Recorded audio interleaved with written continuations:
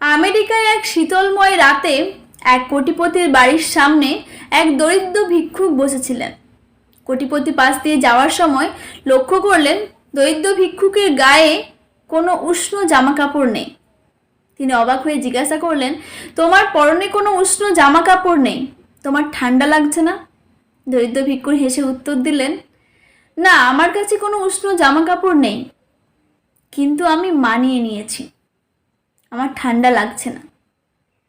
কোটিপতির দয়া হলো। তিনি বললেন, আমি বাড়ির ভেতর থেকে তোমার জন্য উষ্ণ জামা কাপড় নিয়ে আসছি, তুমি আমার জন্য অপেক্ষা করো। দরিদ্র ভিক্ষুকটি খুব খুশি হলেন এবং অপেক্ষা করতে থাকলেন।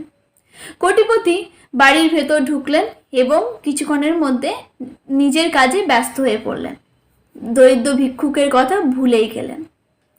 পরের দিন সকালবেলা হঠাৎ কোটিপতির মনে হলো সেই দরিদ্র ভিক্ষুকের কথা।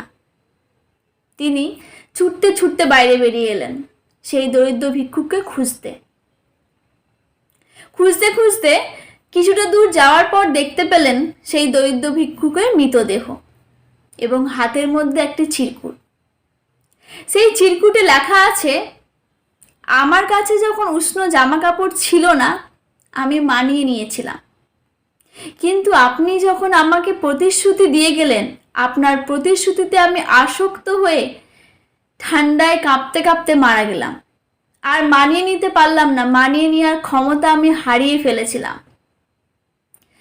তাই যখন কাউকে প্রতিশ্রুতি দেবেন, অনেকটা ভাবনা চিন্তা করে দেবেন।